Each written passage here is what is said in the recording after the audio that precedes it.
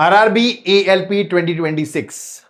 The notification, detailed notification is out, and we have a good bunch of vacancies this time with a high chance for us to get selected and to continue in the process ahead. Just give me a moment.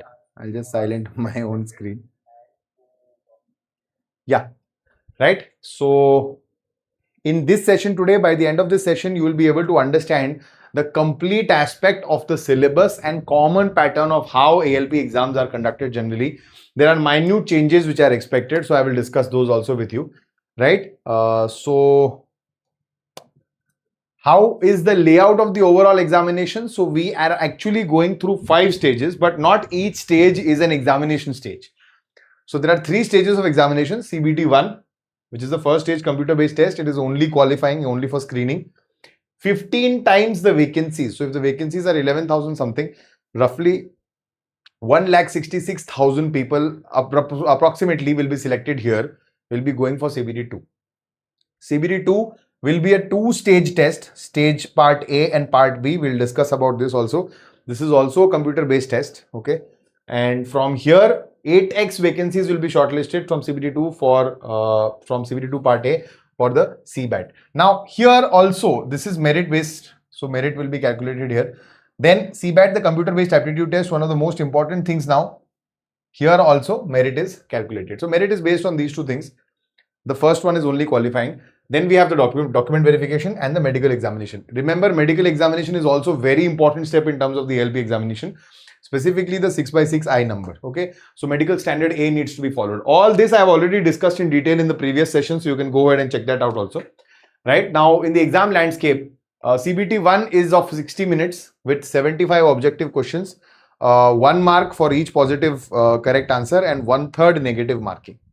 Okay, so status is obviously qualifying. Then CBT 2 part A is 90 minutes, 100 questions, merit is counted. Part B 60 minutes, 75 questions. Part B is only qualifying. So this is based on the trades, the unique trades. This one is based on that, and this is your standard. So your quant, your reasoning will be the same here, but the general science section will be more detailed here. It will be more engineering oriented in this section. This is merit counting, this is qualifying.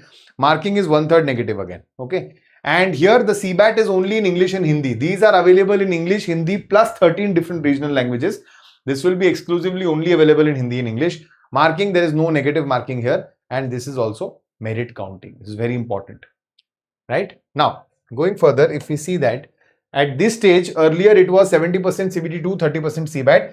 But a change is being anticipated that probably both of them will be 50-50% each. So they will have equal importance now. It is no more a CBT 2 heavy exam. Be careful about that also. Now, again, this is the first stage screening exam. So objective is just survival. You just need to qualify. Even if you do it with the bare minimum, it's not going to make any difference.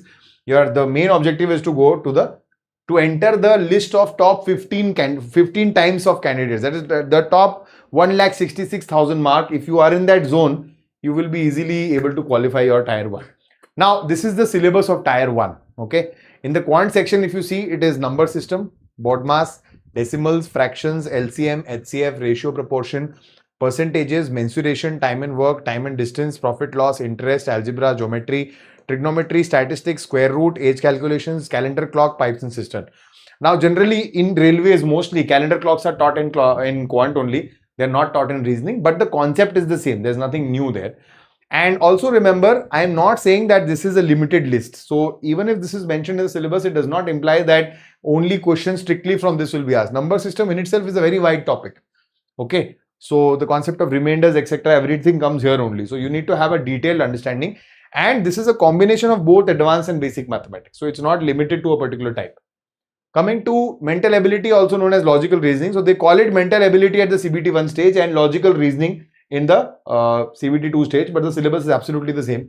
Analogy, series, coding, decoding, math operations, relationships, that is blood relationships, syllogism, jumbling, Venn diagram, data interpretation, conclusion, similarities, analytical reasoning, classification, direction, statement, argument. Again, this seems to be very limited, but it is not limited to these aspects only. There are some topics which have multiple aspects in themselves, right?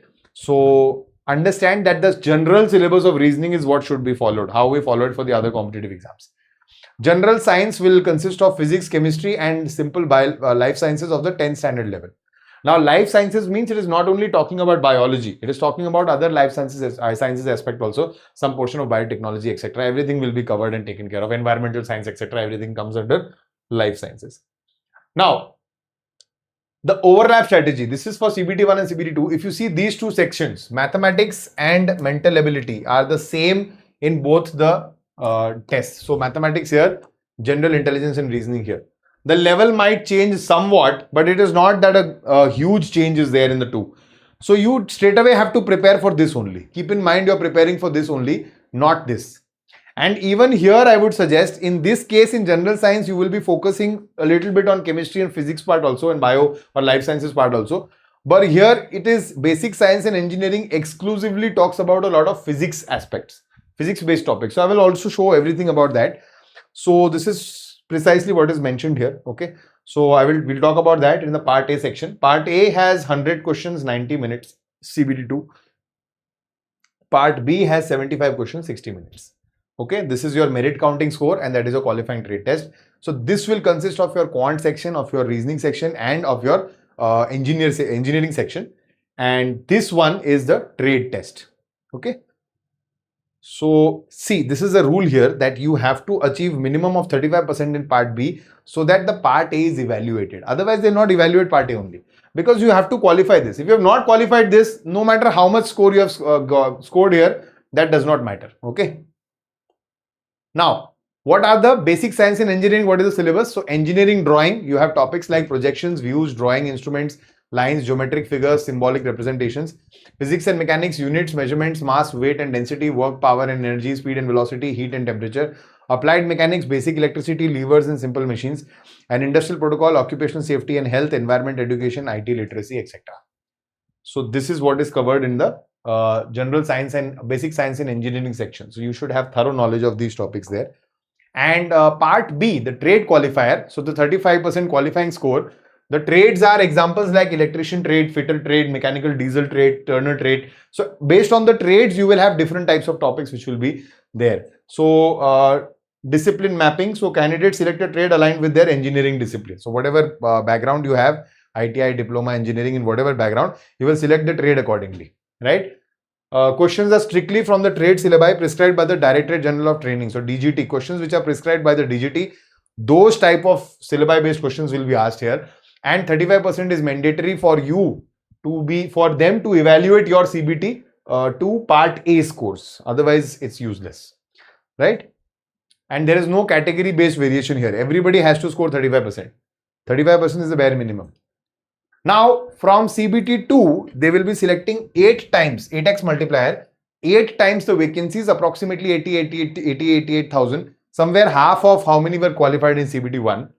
And this is the CBAT now, computer-based aptitude test. For this, these many people will be roughly sitting. It is only in English and Hindi.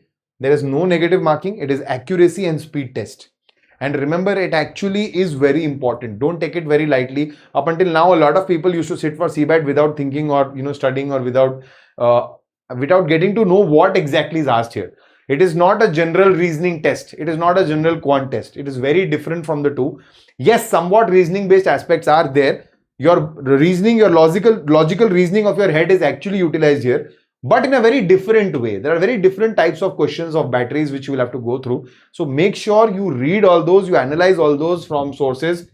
We have our CBAT sessions on our platform also. You can go ahead and see that. So that will give you a better idea of what sort of questions have been asked or can be asked in future. And based on that, your preparation is going on, right? The hard stop, I have discussed about this in the previous session also, that a mandatory medical certificate is required. That is annexure 8A and 8B, which you will have to submit on the day of the CBAT. If you fail to do that, then straight away there is rejection. There is no chance of you going ahead. So obviously there will be some sort of a declaration which you'll be filling online.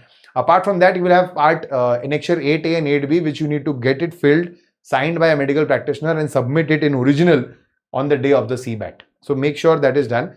That will verify the claims which you will be making as far as your vision and other medical proficiencies are concerned, right? Now, this is where things have changed probably. So 70-30 used to happen earlier. Now, expected or probably a projected one is 50-50 for each. So now it is not solely based on CBT2, but equal weightage to CBT2 and CBAT is given. CBT2 part A and CBAT is given, right? So final ALP merit list will be based on that. So this was the complete understanding, the detailed syllabus understanding of your RRB ALP 2026 examination.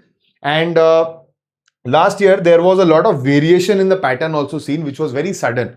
Suddenly some new type of questions were observed, some variations were observed in all the subjects, in all the sections.